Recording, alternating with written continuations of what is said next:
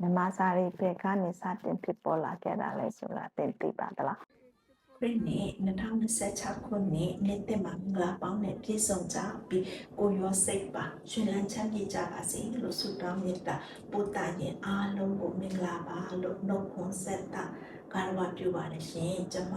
တိတာဥပါတိတာရဲ့မြန်မာစာမောကွန်ပလီတာကနေအားလုံးကိုနှွေးဖိစွာပြန်လေကျူဆိုပါတယ်ရှင်တိတာရဲ့ဝတ်တိတာဘွားခရီးကနေအားလုံးကိုနှွေးဖိစွာပြန်လေကျူဆိုပါတယ်ရှင်ဒီနေ့တော့နေ့သိမ့်မှာတိတာရဲ့ဘွားမှာတန်ဖိုးဖြတ်နိုင်တဲ့တိတာရဲ့ဝေးရစာတိမြေကចောင်းတော်ကြီးကိုအမတ်တရ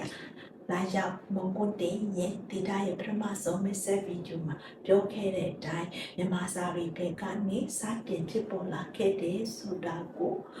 ဘဟုတုတဖြစ်မျှဝေပေးသွားမှာဖြစ်တဲ့အတွက်တိတာရဲ့မွေးရစာတိမြေကချစ်စရာကောင်းတဲ့ကျောင်းတော်ကြီးရဲ့ညီကွင်းကိုရှုစားရင်ဗီဒီယိုကိုဆုံးထိလိုက်ပါကြည့်ရှုရင်မိမိတို့ရဲ့ထင်မြင်ခံစားချက်တွေကိုဝယ်ပဲလွတ်လပ်စွာမျှဝေပေးခဲ့လို့ရပါတယ်ရှင်မြန်မာစာပေကနေစတင်ဖြစ်ပေါ်လာခဲ့တာလေဆိုတာနဲ့ပတ်သက်ပြီးထင်မြင်သုံးသပ်ချက်တွေယူဆချက်တွေအမျိုးမျိုး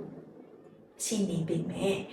မြန်မာအခရာတွေဟာတစ်ချိန်လုံးကအိန္ဒိယနိုင်ငံမှာထွန်းကားခဲ့တဲ့ဗရမီအခရာကနေဆင်းသက်လာတာဖြစ်ကြောင်းအများစုကလက်ခံထားတာဖြစ်ပါတယ်ရှင်အိန္ဒိယနိုင်ငံသားတွေဟာတင်ပေါ်တွေရွှဲလွှင့်ပြီးအရှိတောင်အာရှဘက်ကိုနယ်ပယ်ဖြန့်ကျက်ရင်ကုန်ကူးလာတော့တက္ကတပါဠိနဲ့အဒီပရမီအခရာတွေဟာသူတို့နဲ့အတူပါလာပြီးပြူနဲ့မွန်တို့စီအရေးရောက်တဲ့အကနေတဆင့်မြန်မာတွေစီရောက်လာခဲ့တယ်လို့သိရပါတယ်ရှင်မြန်မာတွေကအဲ့ဒီပရမီအခရာတွေကိုမြန်မာစကားတန်တွေနဲ့အဝင်ခွင့်ကြဖြစ်အောင်လိုအပ်တယ်လို့ပြုပြင်မှုမှအသုံးပြုရကနေမြန်မာစာစတင်ဖြစ်ပေါ်လာတယ်လို့အများစုကလက်ခံထားကြပါတယ်ရှင်ပြီးတော့ကမ္ဘာပေါ်မှာနိုင်ငံပေါင်း190ကျော်ရှိတဲ့အထက်ကဝဲမပြေတဲ့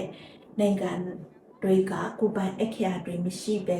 မိညာအသုံးပြုနေကြရတဲ့အချိန်မှာဒေတာတို့ရဲ့မြန်မာစာကတော့ကိုပိုင်အခရာရှိတာဖြစ်တဲ့အတွက်ဂုဏ်ယူကြရမယ်တန်ဖိုးထားကြရမယ်ဆိုတာကိုလည်း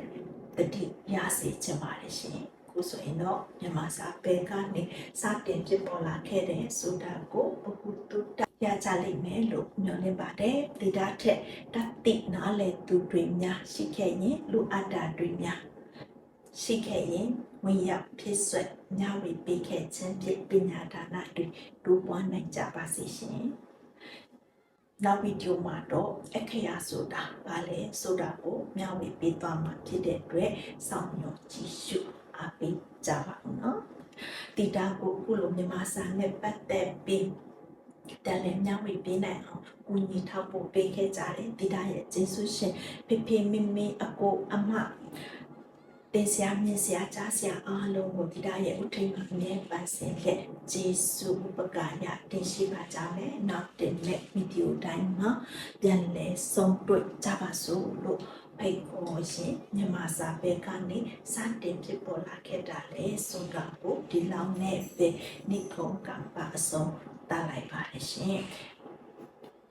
မြန်မာစာပေတွေမြင့်တဲ့မြင့်ပြီးကမ္ဘာအလယ်မှာပညာရေးရှင်ပွဲလေတင်နိုင်ကြပါစေရှင်ကမ္ဘာသူကမ္ဘာသားအားလုံးနဲ့တက်ရှိကြမှာစိတ်ချမ်းသာကောင်းကျိုးလိုရာစန္ဒတွေပြေဝကြပါစေရှင်ကျေးဇူးတင်တိုင်းသူအားလုံးကိုကျေးဇူးတင်ပါတယ်ရှင်ဒီနေ့တိတာရဲ့မွေးရစာတိမြေကချစ်စရာကောင်းတဲ့ကျောင်းတော်ကြီးရဲ့မြင်ကွင်းကိုကျူစာပေးခဲ့ကြတဲ့ပြချင်းစီတိုင်းကိုလည်းအထူးပဲကျေးဇူးတင်ပါတယ်ရှင်